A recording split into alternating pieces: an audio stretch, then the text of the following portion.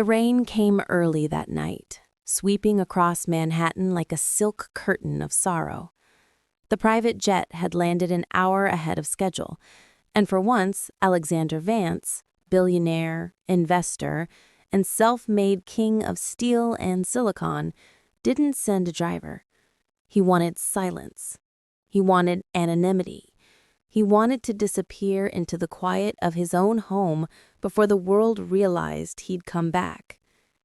For weeks, the tabloids had been obsessed with his absence. Where's Vance? Billionaire vanishes to Europe amid marriage rumors.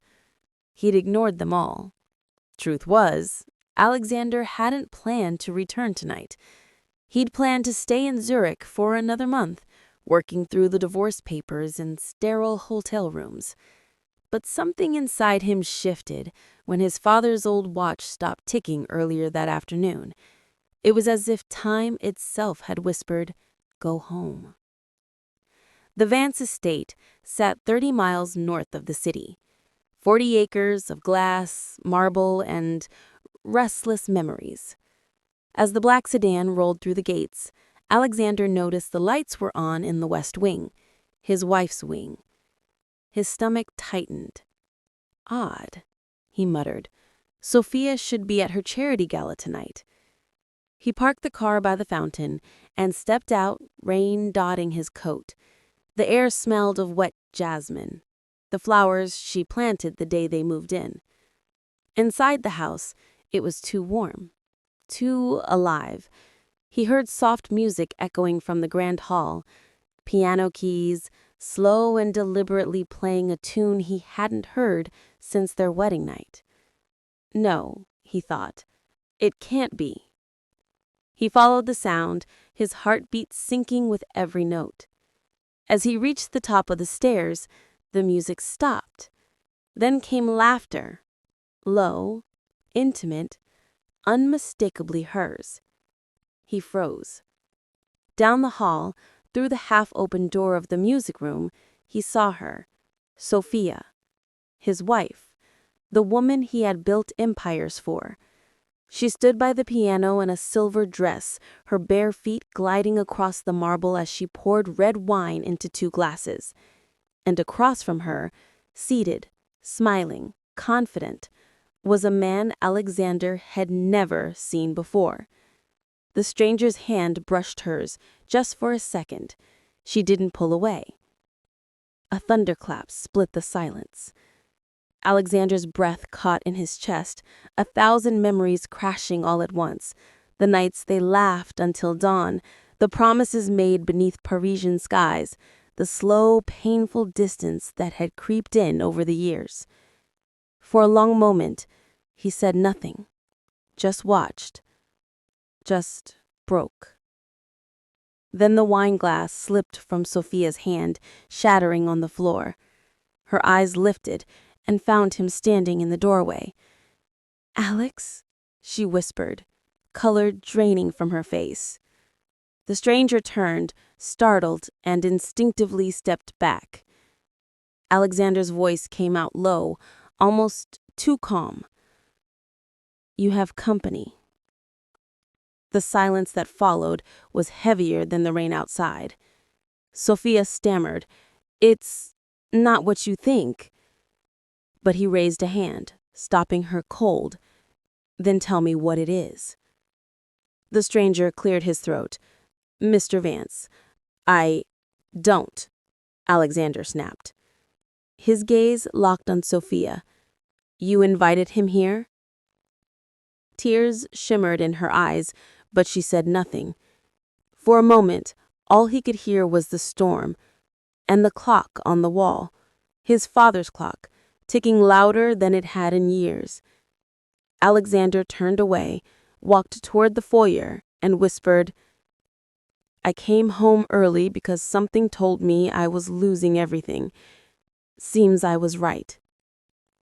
Sophia's voice broke behind him. "Please, Alex, don't leave. You don't understand." He stopped, his reflection staring back at him in the glass doors. "Then make me." The look in her eyes was pure desperation. He's Your brother. The words hit like a bullet. His brother.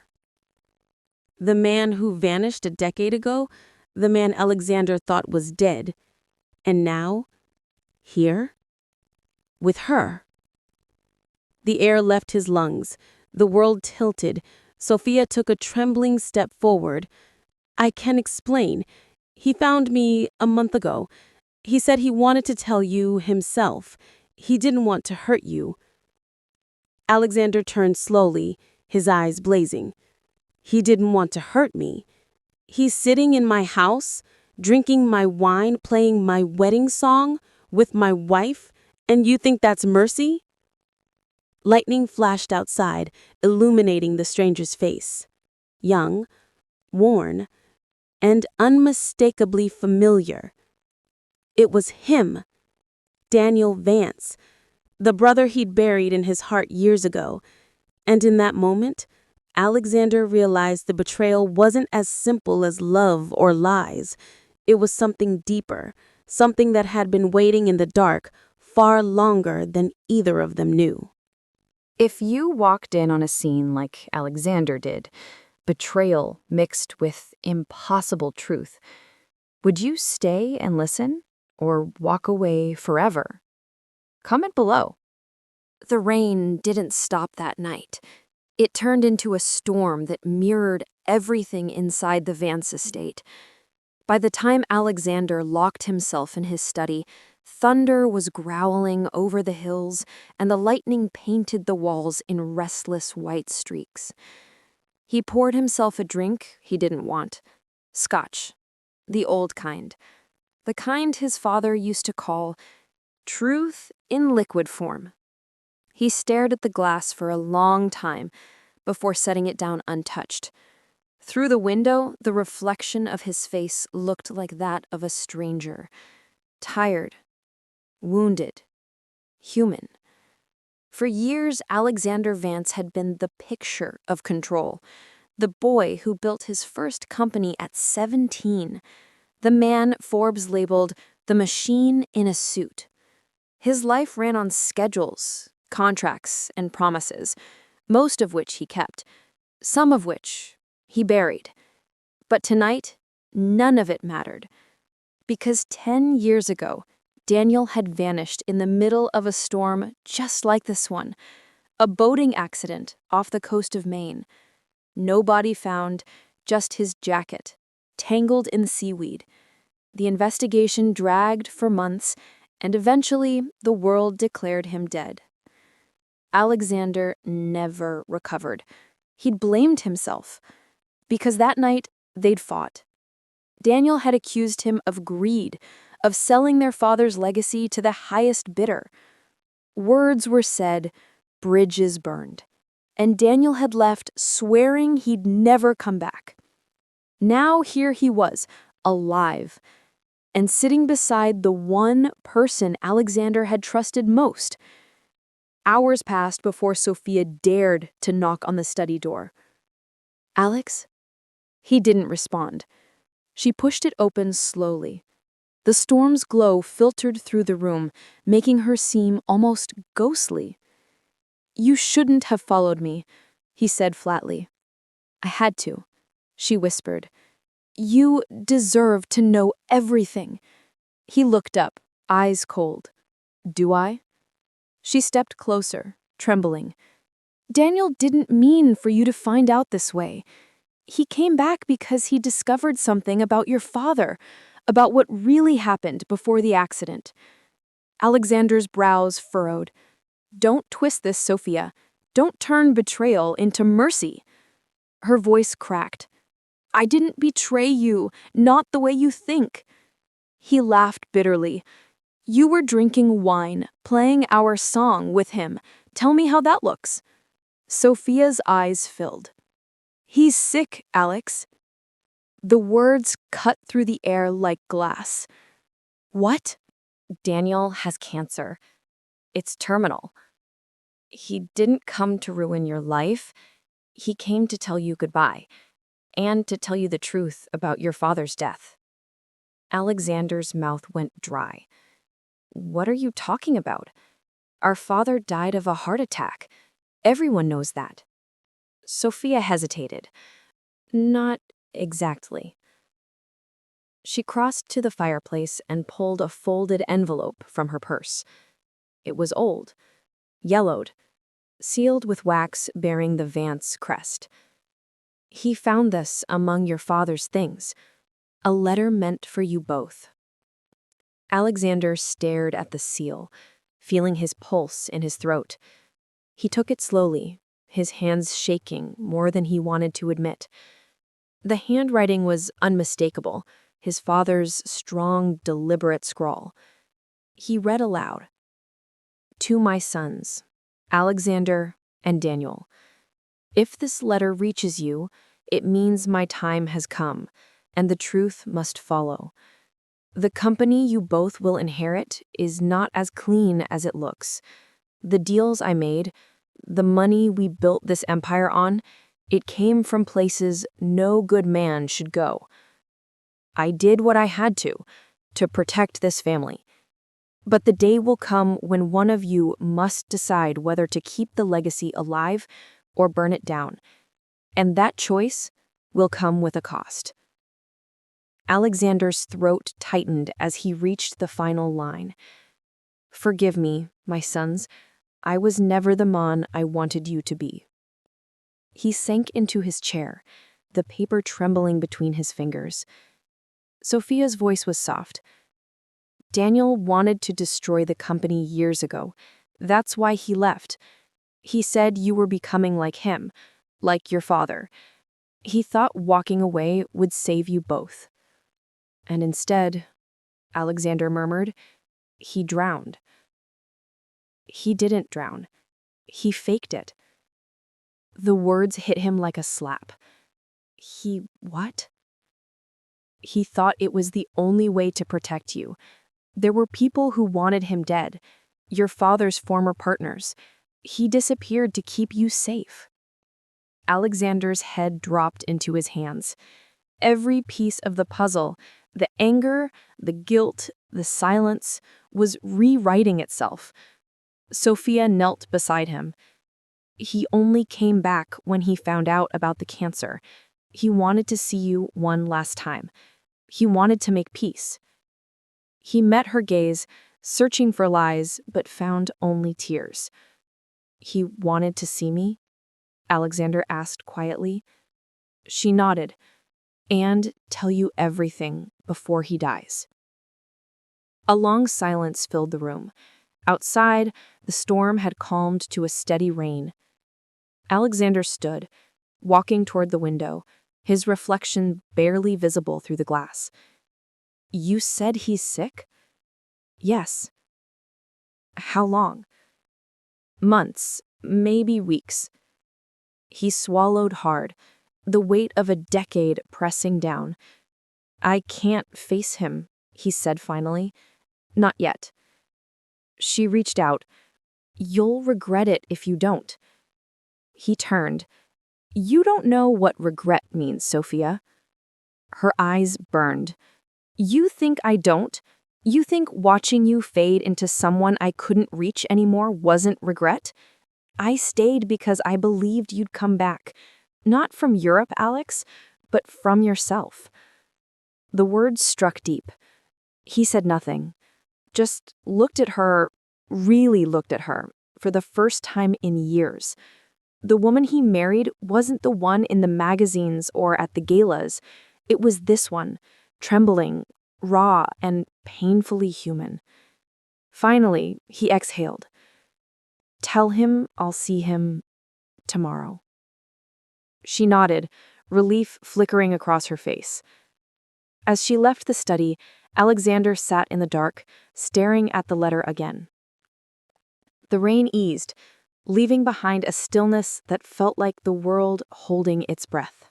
If someone you loved returned after years of betrayal and revealed that everything you believed about your family was a lie, would you forgive them or walk away to protect your peace? Let me know in the comments. Morning came heavy with fog. The world outside the Vance estate looked washed out, blurred, like the universe wasn't ready to reveal the full truth just yet. Alexander hadn't slept. The letter lay open on the desk, the wax seal cracked, the ink stained from a few stray drops of rain that had blown in during the night. Every word pulsed in his head: keep the legacy alive or burn it down. He had built everything around that legacy: his fortune, his empire, his identity. And now, in one night, it had become poison. The knock on the door came just as dawn broke. It wasn't Sophia this time. It was him. Daniel. Alexander stood there in the doorway, unable to speak. 10 years gone, and yet his brother looked both exactly the same and completely different. His hair was thinner, his frame leaner, his eyes older, but they were still his eyes. "Hey, Alex," Daniel said softly. Alexander's jaw tightened. "You're alive." Daniel smiled faintly. "So are you. Guess that makes two of us who can't die easy." The air between them was thick, fragile. Alexander said after a moment, "Come in." Daniel stepped inside, taking in the familiar smell of cedar and old leather. The place hasn't changed much. "Neither have the lies," Alexander muttered. Daniel didn't flinch. "I deserve that." "You deserve worse." "I know." They stood in silence until Alexander finally said, "Sophia told me everything. The cancer, the letter, the partners. You faked your death to save me?" Daniel nodded slowly. "Yeah, I was young, stupid, and scared. But it wasn't just to save you. They were coming for both of us. Our father's deals went deeper than anyone knew. I thought if they believed I was gone, they'd stop looking for a way to destroy us both."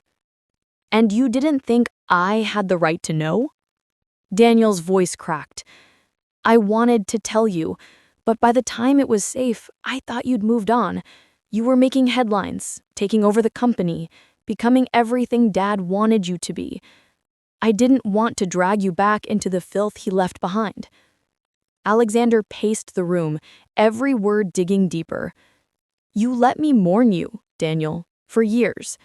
You let me bury you in my heart." Daniel's eyes glistened. "I mourned you too, every day." The silence was suffocating. Alexander turned toward the window, his reflection fractured by morning light. "So why now? Why come back?" Daniel hesitated. "Because there's something else you don't know. Something worse than the money, the corruption, or the lies." Alexander turned, his voice low. "What could possibly be worse?" Daniel swallowed hard. "Our father didn't die from a heart attack, Alex. He was murdered." The words fell like thunder. For a moment, the world seemed to tilt. Alexander blinked, his voice barely a whisper. "That's impossible. The autopsy." Daniel interrupted. "Faked. The partners covered it up. They needed the company to stay stable until they could take control. But I found his journals, hidden files that prove he was about to expose them. He didn't get the chance." "Who?" Alexander demanded. "Who killed him?" Daniel shook his head. "That's the part I don't have yet, but I know where to find it. There's a ledger, a black book Dad kept. It has every name, every deal, every payoff. It's the only thing that can expose them all." "Where is it?" Daniel hesitated. "I don't know, but Sophia might." Alexander froze. "What?" "She was with him the night before he died," Daniel said carefully. "You didn't know?" Alexander's chest tightened. "No. She visited to deliver donation paperwork for the foundation, but she stayed late.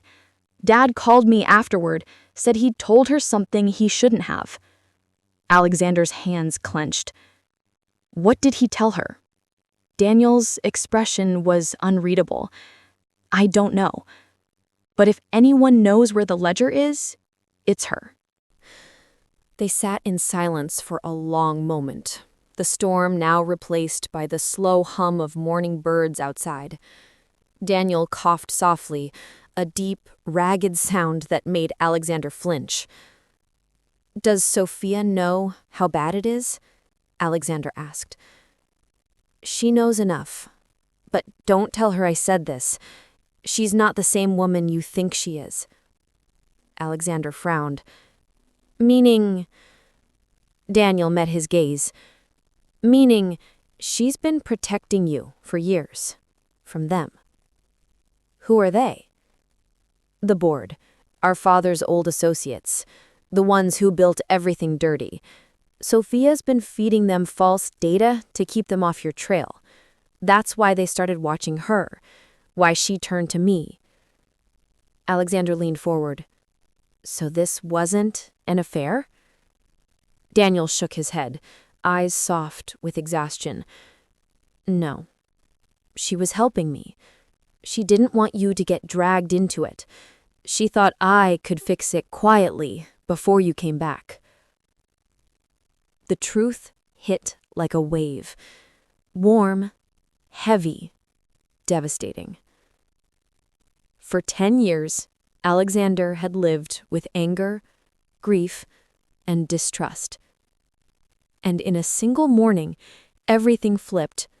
His wife was innocent, his brother was alive, and his father's death was murder. Alexander stood slowly, pacing the room. "If what you're saying is true, we can't go to the police. They own the system." Daniel noted. "Exactly. We find the ledger first. Then we expose them ourselves."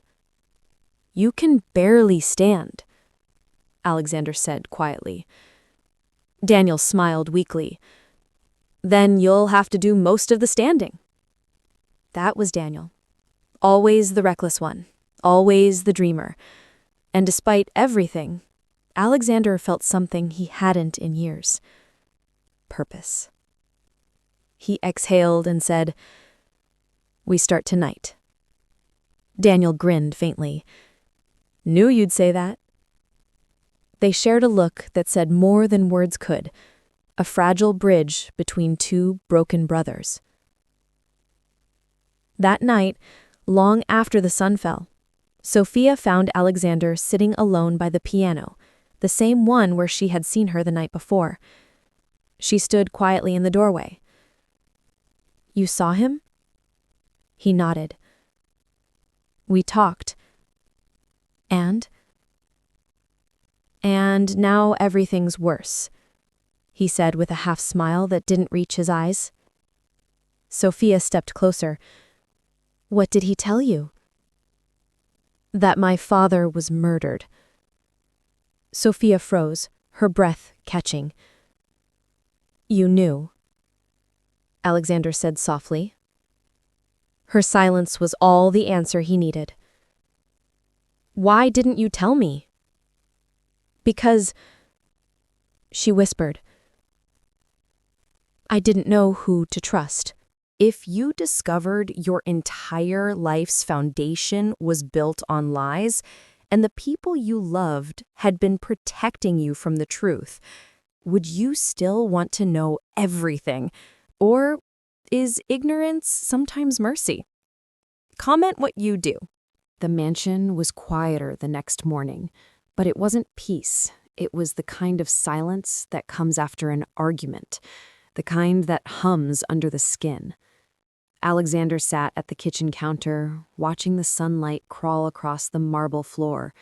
The coffee in his hand had gone cold. He hadn't spoken to Sophia since the night before. Her confession, her silence about his father's death, still echoed in his mind. He didn't know what hurt more, that she'd kept it from him, or that she had done it to protect him. Daniel shuffled into the room, wearing one of Alexander's old sweaters, pale but smiling faintly. "Didn't think I'd ever be drinking your coffee again," he said. Alexander didn't smile back. "You shouldn't be on your feet." "I've been on worse," Daniel replied, leaning against the counter. "Besides, if I'm dying, I might as well have decent caffeine." The words came out lightly, but Alexander caught the flicker of fear in his brother's eyes. "You shouldn't joke about that," he said. Daniel shrugged. "If I don't laugh about it, I'll cry. And you've already done enough of that for both of us." Alexander looked away. "I didn't cry for you, Daniel."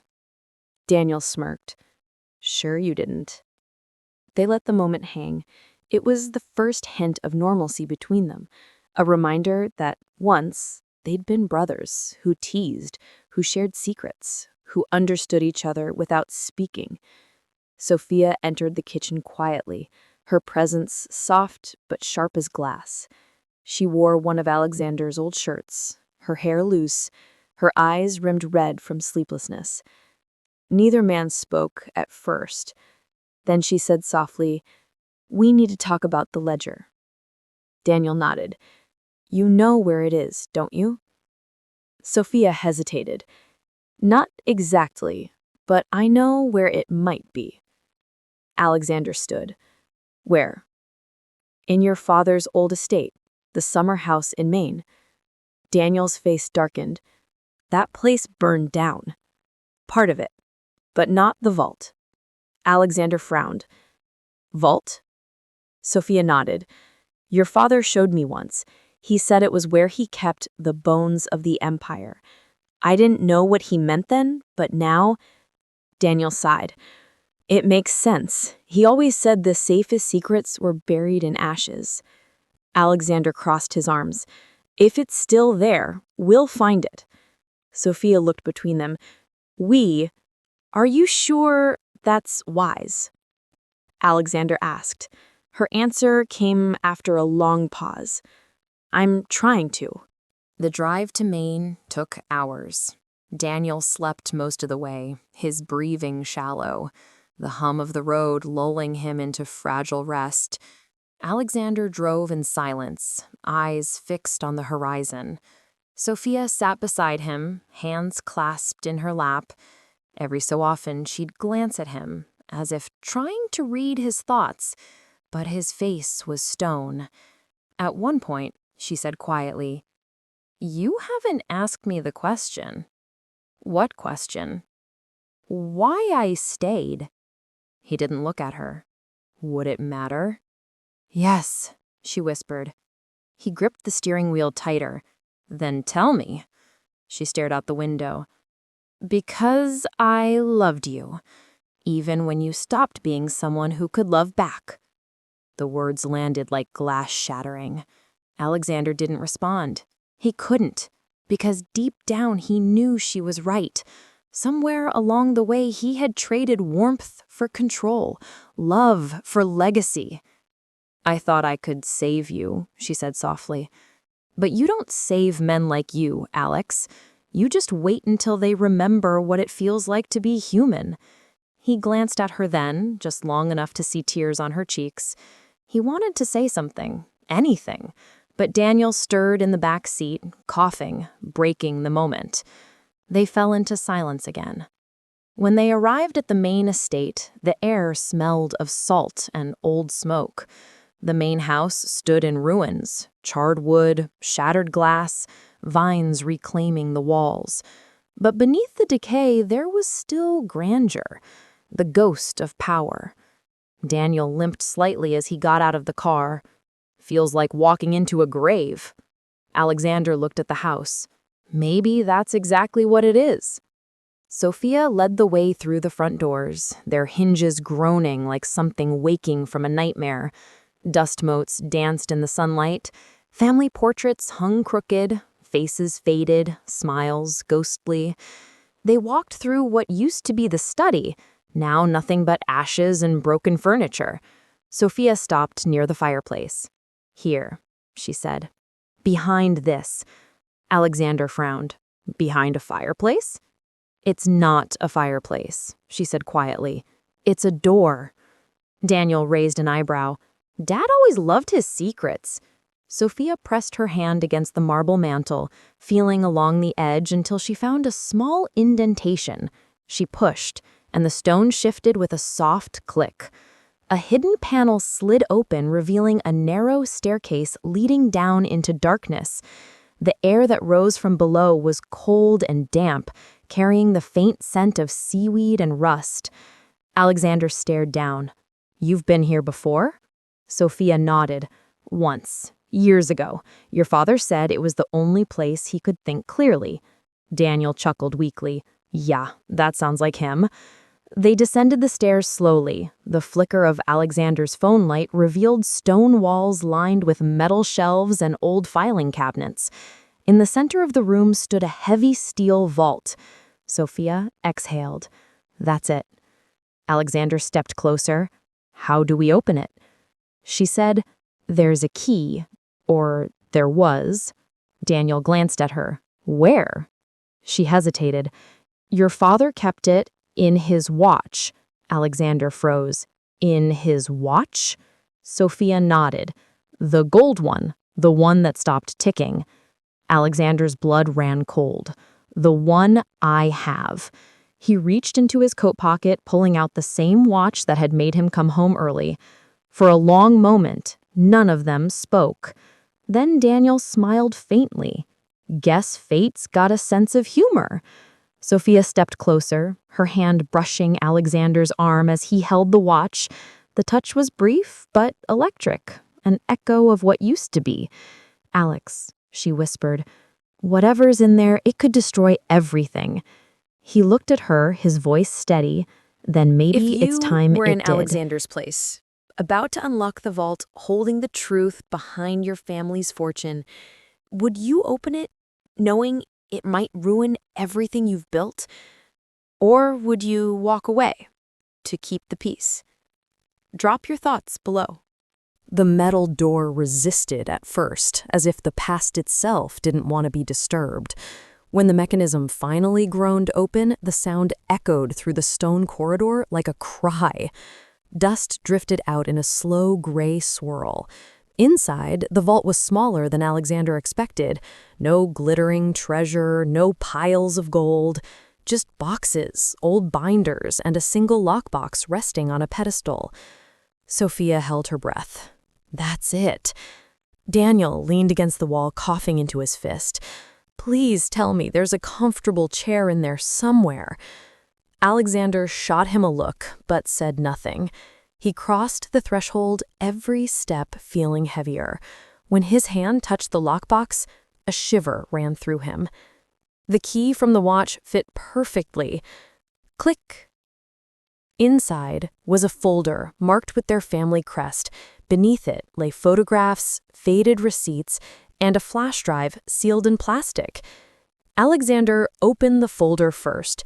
It contained ledgers and letters, contracts signed with names he recognized and some he didn't, offshore accounts, transfers, payoffs. But one document caught his eye. A notarized adoption record. Name, Daniel Vance. Date, 29 years ago. Alexander blinked. What is this? Sophia's voice trembled. Alex, he turned toward her. Tell me this isn't what it looks like. Daniel pushed off the wall, confused. Adoption? What? No, I'm your brother. Alexander shook his head slowly, reading the fine print. You're not. Daniel's face went pale. Don't mess with me, Alex. Sophia whispered, your father adopted him when he was 3. His real parents worked for the company. They died in an accident your father caused. The air left the room. Daniel stumbled back as if the ground had tilted. No, he told me we shared everything. We did, except blood. The words tore something inside both of them. Daniel's voice cracked. That's why he kept me hidden, why he pushed me away when investors came. I was the mistake he couldn't erase. Sophia stepped forward. No, Daniel, you weren't a mistake. He loved you. He felt guilty. That's why he left you half the estate in secret. Alexander stared at the papers, every memory suddenly reframing itself. The fights, the favoritism, the night Daniel disappeared. All this time, he had blamed jealousy, but it wasn't jealousy. It was truth. He faked your death because you weren't just protecting me, you were protecting yourself. Daniel's hands trembled. I didn't even know. Sophia reached for him, but he stepped back, shaking. All these years, I thought I hated him. I thought I hated you. He looked at Alexander. But he lied to both of us. Alexander's jaw tightened. Then we burn every lie he left behind. He grabbed the flash drive and slid it into his laptop. Files opened, audio recordings, transcripts, journal entries. The last entry froze them all. Voice of Richard Vance. If they find this, it means Daniel knows. I never meant for him to carry my sin. I adopted him to save him from the men who would have killed him with his parents. I thought I could protect him by bringing him into our name. But now, the same men want my silence. If I die, it won't be my heart that stops me. It will be theirs. The playback ended in static. Sophia's hand covered her mouth. He knew they were coming. Alexander whispered. He wasn't the monster we thought. Daniel sank into a chair, breathing hard. He still lied. He built everything on blood money and secrets. But he saved you, Sophia said. He saved both of you. Alexander's chest ached, and it still destroyed us. For a long time, none of them moved. The only sound was the quiet hiss of the sea through the cracks in the foundation. Finally, Daniel said, "So what now? We have proof our father was murdered, proof of corruption, and proof I was a lie.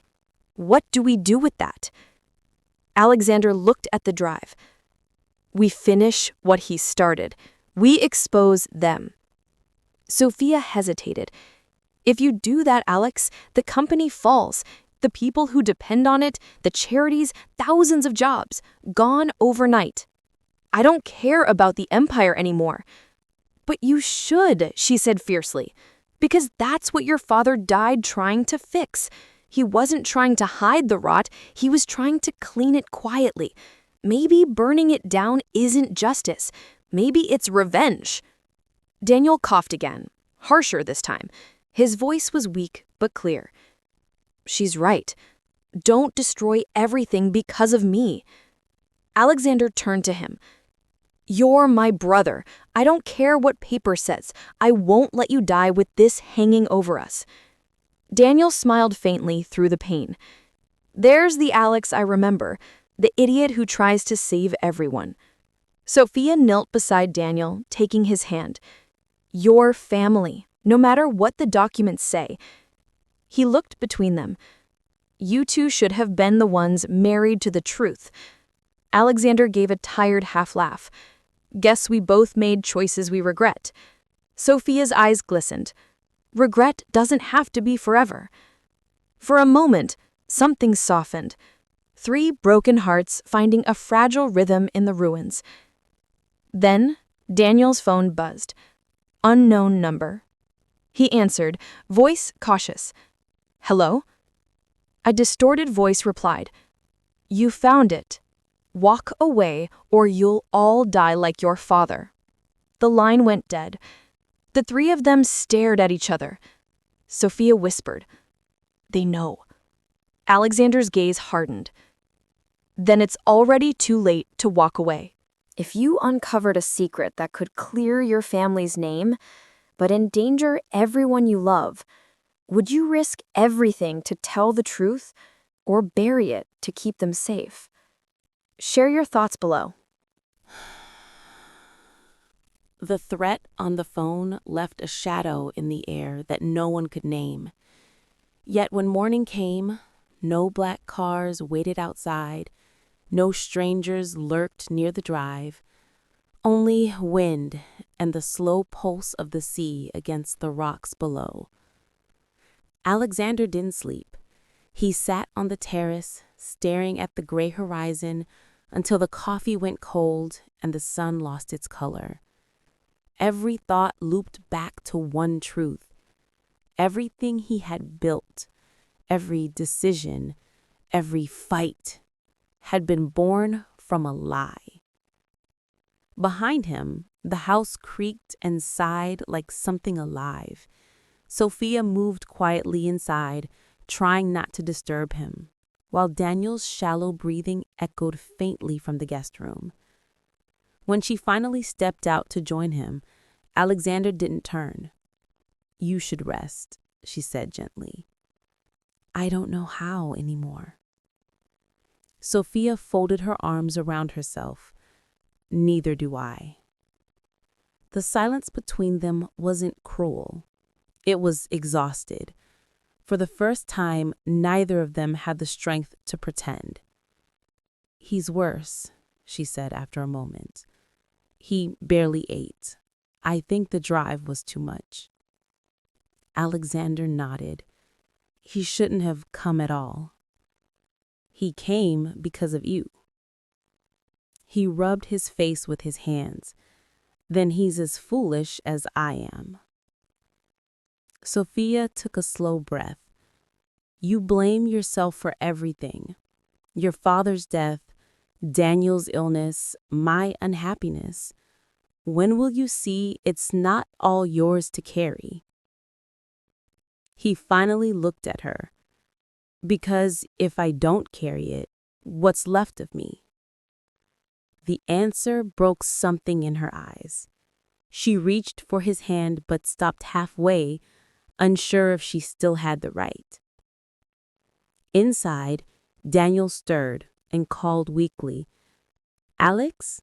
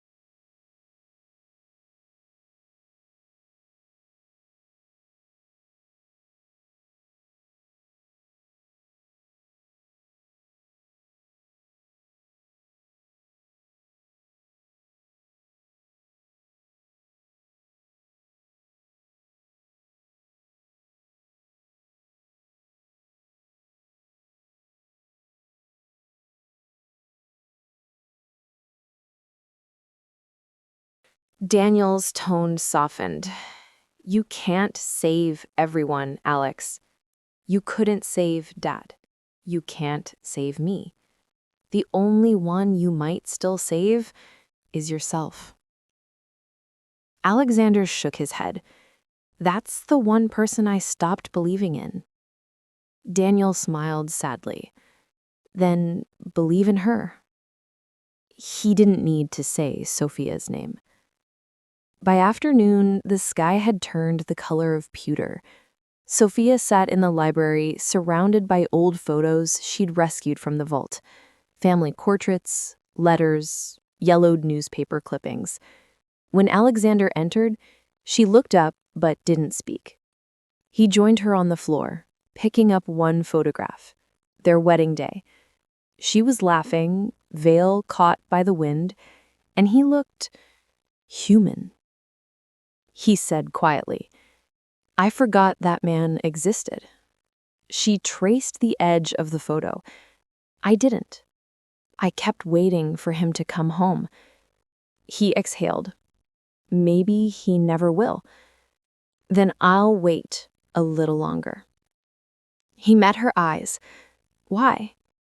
"Because, despite everything, you're still the only person who ever made me feel seen." The words cracked him open. He wanted to apologize for every silence, every wall, every cold night. Instead, he said, "I don't know how to love you without breaking something." "Then break it," she whispered. "Just don't walk away this time." For a moment, they were still, two ghosts remembering how to be alive. Then Daniel's voice called faintly from down the hall. Sophia closed her eyes. "He needs you." Alexander nodded and rose, the moment collapsing like smoke. Evening brought rain again, soft and steady. Daniel dozed restlessly, his breath rattling. Alexander sat beside him, listening to the storm, the same rhythm that had framed every tragedy of his life. Daniel murmured, "Remember when we were kids and we tried to build a raft to cross the lake?" Alexander almost smiled. "It sank before we left the shore." "Yeah," Daniel whispered. "And you told me it was fine. We'd just swim. You always said that. We'll swim, like it was easy." Alexander swallowed hard. "I didn't know how deep it was." Daniel's eyes glistened. "You do now." He drifted back to sleep. Alexander sat there long after, watching the slow rise and fall of his brother's chest. The world outside blurred into rain, the kind that erases edges. For the first time, Alexander allowed himself to cry, not with fury or pride, but quietly, the way a man cries when he finally stops fighting time. Sophia found him hours later, still sitting there, Daniel's hand in his. She said nothing. She simply rested her head on Alexander's shoulder, and together, they listened to the rain. In that fragile silence, something unspoken passed between them. Not forgiveness, not yet, but the beginning of it. When everything you've built starts crumbling, family, pride, certainty, what would keep you going? Love, duty, or hope? Tell me what you'd hold on to. The rain stopped sometime before dawn, leaving the world wrapped in the faint hush that comes only after a long storm. The main estate looked different under that still gray light, less haunted, almost tender, as if the house itself had exhaled. Alexander woke in the chair beside Daniel's bed, his neck stiff, his hand still holding his brother's. Daniel was asleep, breathing shallowly but steady. A tray sat nearby. Tea Sophia must have left during the night. He stood quietly, moved to the window, and watched the sea. For the first time in days, he didn't feel anger, just an ache that was almost peace. Sophia entered softly. "You slept," she said. "Barely." She smiled faintly. "Better than nothing." He turned toward her. "You stayed up?" "I couldn't leave him alone. He talks in his sleep sometimes, about your father, about the night he disappeared." Alexander frowned. What did he say? Something about a letter he never sent. Said it was hidden in one of the ledgers, the one with blue ink. Alexander's pulse quickened. A letter? Sophia nodded. I didn't understand, but he kept repeating it. Blue ink, blue ink. He crossed the room, grabbed the box of ledgers from the vault, and flipped through them until he found one marked with a faint blue smear on the spine. Inside, between pages of numbers, was an envelope sealed in wax. On it, in Daniel's handwriting, for Alex, for when I can't explain anymore. Alexander hesitated, then broke the seal. If you're reading this, it means the truth caught up with me before I could tell you. You were always the strong one, Alex, but strength without heart turns to stone. I left because I thought disappearing would protect you, but it only made us strangers. If you want to honor me, or the man who raised us, don't destroy the company. Redeem it. Use it for something real. Let the name mean light again. The words blurred as Alexander's eyes filled. Sophia touched his shoulder gently. He wanted you to live, not atone. He folded the letter, placed it back in the ledger. He still believes in me. Do you? She asked softly. For a long time, he said nothing. Then, maybe I'm starting to. Later that morning, Daniel woke, weak but lucid. The sunlight cut through the curtains, brushing his face in gold. Alexander sat beside him. You wrote me a letter. Daniel smiled faintly. Figured if I didn't make it, someone should knock sense into you. Alexander chuckled through tears. You always were better with words. Daniel coughed lightly. So, did it work? It did. Good.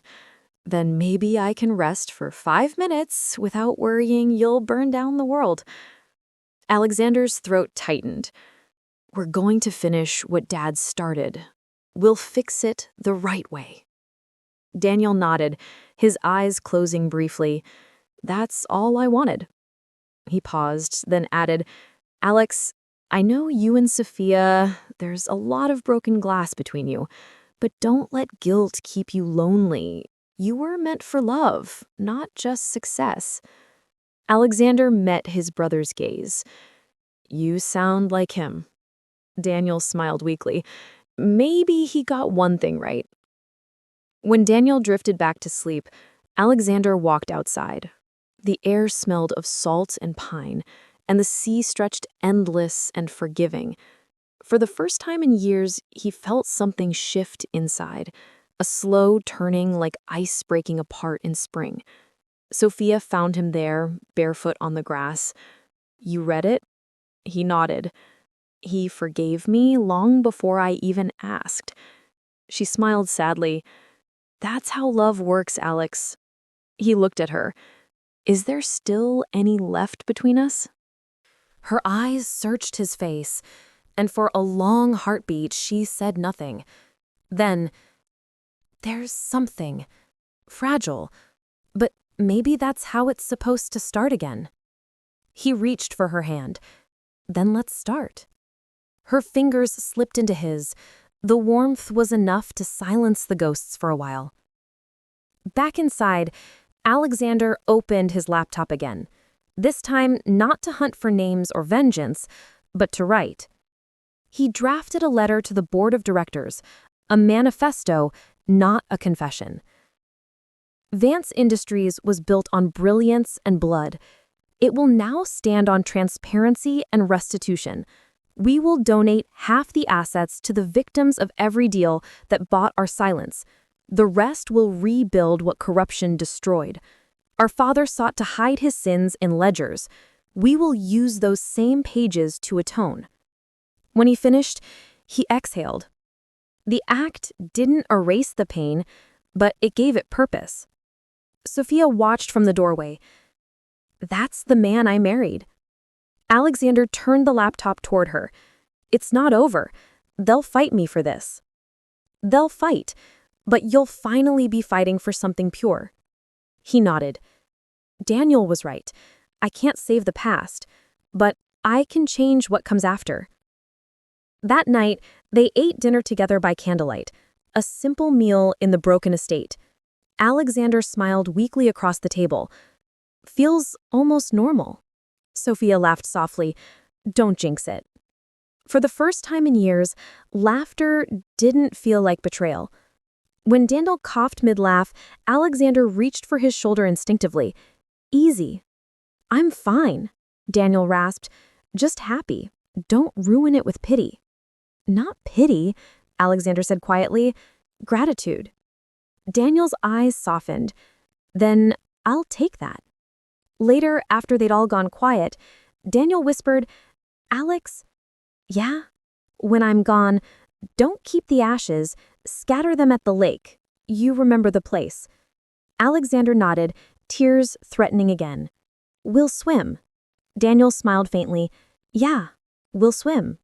He fell asleep to the rhythm of the sea. When forgiveness finally finds you, do you think it's something you earn or something you learn to accept? Share what forgiveness means to you. Morning broke clear and hard, the sea like glass. Alexander rose early, a new steadiness in his chest. Today, he would stop hiding. The manifesto had been sent at dawn. Within hours, messages flooded in, shock from the board, threats from old partners, and one short, anonymous text. Meet me at the docks, alone, 2 p.m. Sophia read it over his shoulder. It's a trap. I know. You're still going. I have to. Whoever sent that voice on the phone, they won't stop unless I face them. She touched his cheek. Then you're not going alone. He hesitated, but the look in her eyes left no argument. By midday, the wind had sharpened, slicing through the gull cries. The dock was empty, except for an old storage warehouse leaning into the sea. A single black car waited near the edge. Daniel insisted on coming despite his weakness. I'm not letting you play hero without me, he rasped, gripping his cane. Alexander wanted to protest, but Daniel's eyes, bright and stubborn, silenced him. Inside the warehouse, light filtered through rusted panels. The air smelled of oil and salt. Footsteps echoed from the shadows. A man emerged, a tall figure in a gray coat, face weathered, eyes too calm. Mr. Vance, I wondered if you'd come. Alexander recognized him from the recordings. Malcolm Reed, his father's former financial officer, the man who had vanished when Richard Vance died. You killed my father. Reed smiled faintly. I protected the company. He was going to expose everything. Me, the investors, the network that kept your empire standing. He forgot who he owed. Sophia's voice cut through. And you're still playing savior. Reed's gaze flicked to her. Ah, the wife. You should have stayed gone. Daniel stepped forward, coughing but steady. You don't get to threaten my family anymore. Reed's eyes narrowed. The bastard son. I see the old man's mercy survived longer than expected. Alexander clenched his fists. You talk too much for someone standing on a dead man's lies. Reed pulled a pistol from his coat. And you talk like someone who doesn't understand leverage. The click echoed. Sophia froze. Daniel moved instinctively, placing himself between her and the gun. Stop, Alexander shouted, raising his hands. You don't have to do this. Reed's smile never wavered. You're going to issue a statement. You'll retract your manifesto, claim exhaustion, blame grief. The files will disappear, and this ends quietly. No. Reed's eyes hardened. Then your brother dies first. He cocked the gun. Daniel, trembling but steady, whispered, You won't get both of us. Then he hurled his cane at Reed's wrist. The gun went off, one deafening shot, before clattering across the floor. Sophia screamed. Alexander lunged. They collided with Reed, the three of them crashing into a stack of crates. A second shot tore through the wood, splinters flying. Alexander's shoulder burned, but he didn't stop. Reed fought like a man cornered by his own guilt. He slammed Alexander against a beam, reaching for the fallen gun. Sophia grabbed a rusted wrench and struck Reed's arm. He howled, dropping the weapon again.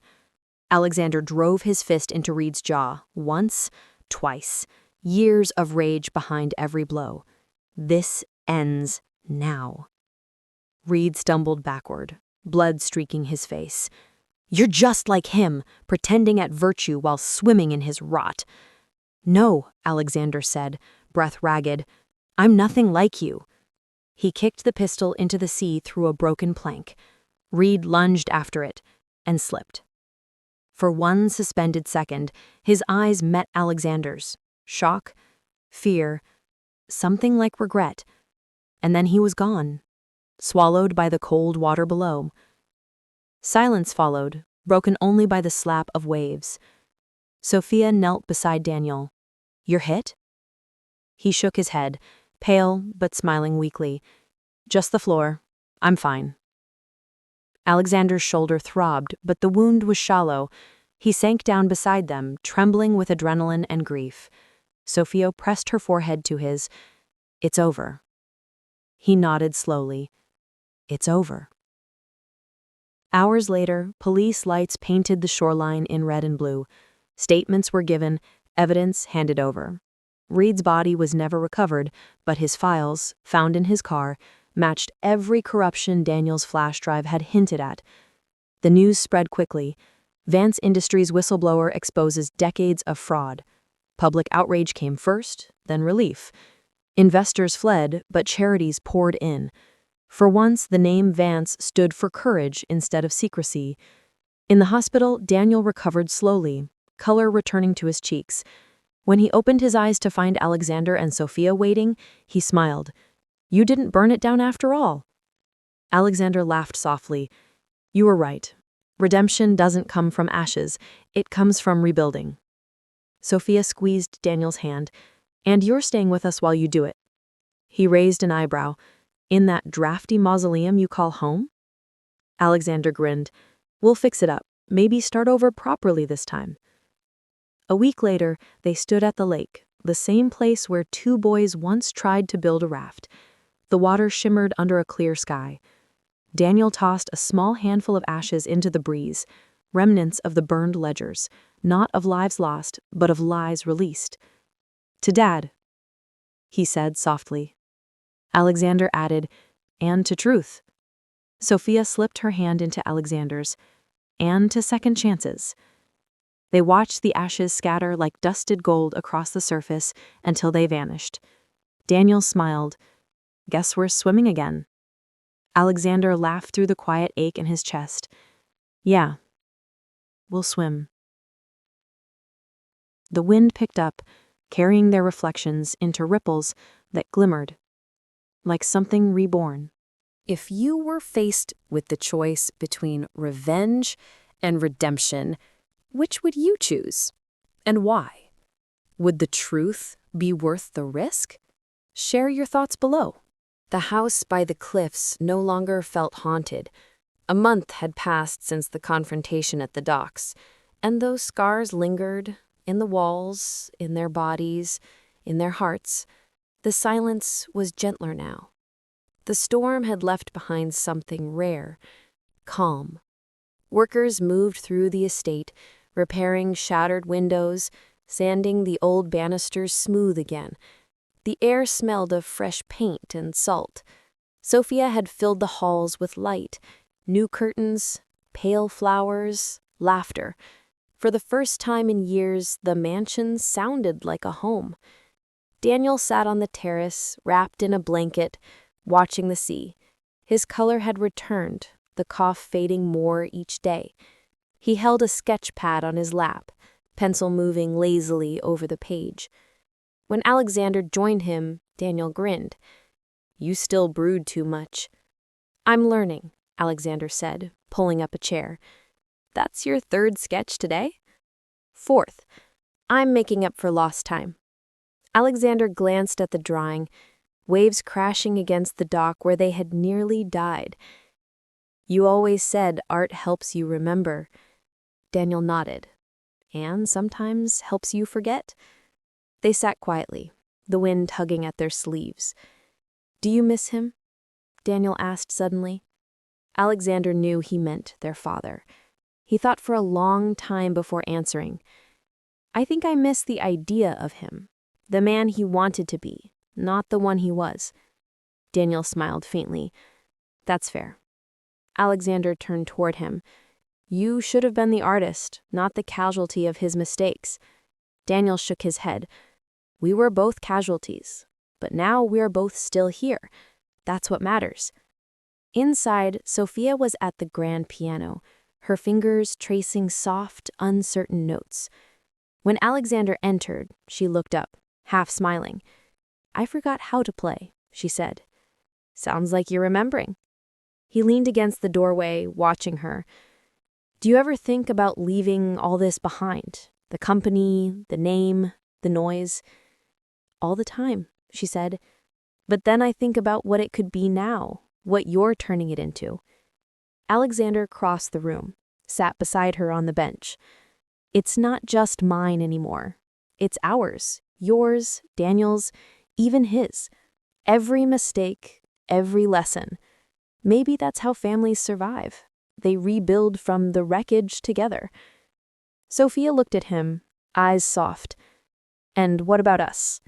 He took her hand. "We start over. Slowly. Honestly this time." She searched his face for the man she once knew, and found him. "Then let's start." He smiled. "I already have." Her hand squeezed his. "I'm glad you came home early, Alex. So am I." Weeks later, the three of them stood together at the ribbon cutting of a new community center in the nearby town, the Vance Foundation for Renewal. The crowd gathered, cameras flashing, children holding hand-painted signs. Daniel gave the speech. He stood at the podium, his voice still rasped but clear. "This isn't about erasing what came before. It's about owning it. My father taught us that power without conscience destroys everything it touches. My brother taught me that redemption is a choice you make every day. And Sophia reminded us both that forgiveness isn't weakness, it's freedom." Applause broke out, loud and full of life. Alexander watched him, pride welling deep. For the first time, Daniel didn't look like a ghost of the past. He looked alive, whole, standing in the sunlight that had once seemed so far away. Sophia whispered, "He's good." Alexander nodded. "Better than either of us ever were." When Daniel stepped down, he looked at them and grinned. "Not bad for an adopted son, huh?" Alexander laughed, pulling him into a hug. "You're my brother, full stop." That night, the three of them returned to the lake. The water glowed under the moon, calm and endless. Sophia spread a blanket on the grass. "You know, every story needs a new beginning." Daniel tossed a pebble into the water. "Then maybe this is ours." Alexander stretched back, staring at the stars. "For the first time, I believe that." The wind carried their laughter across the still surface. It wasn't the wild joy of youth, but something quieter, earned, steady, enduring. Sophia rested her head on Alexander's shoulder. "You think your father would be proud?" Alexander hesitated, then said softly, "I think he'd finally be at peace." They watched the ripples fade until only reflections remained, three figures side by side, stronger for what they'd lost and what they'd found again. Months later, a framed photo appeared in the main hall of the restored estate. Richard Vance, Daniel Vance, Alexander, and Sophia. Below it, a small plaque read, "Truth doesn't hide forever." Visitors often paused there, touched by the simplicity of the words. Few knew the storms behind them, but those who did understood that the Vances had finally broken their curse. One morning, as sunlight spilled through the windows, Alexander stood by the cliffs once more. The sea roared far below, but it no longer sounded menacing. It sounded alive. Sophia joined him, slipping her hand into his. Thinking again? Always. About what this time? He smiled faintly. About how close I came to losing everything before I understood what mattered. Sophia rested her head against his shoulder. And what matters? He turned, kissed her forehead gently. This. Us. Family. The chance to start again. Down below, Daniel's laughter echoed faintly from the gardens as he showed his sketches to a group of children. His voice was strong now, full of warmth. Alexander watched him, pride softening his eyes. He's going to be fine. Sophia nodded. So are we. Together they stood there, the wind lifting their hair, the horizons stretching wide and forgiving. The past was still part of them, but no longer their cage. When life gives you a second chance, after betrayal, loss, or heartbreak, what would you rebuild first? Your faith, your love, or your purpose? Tell me what starting over means to you. Victory, reunion, and renewal. The story closes not with revenge, but with restoration. The end. Thanks for watching or listening. Like, share, and subscribe for more stories.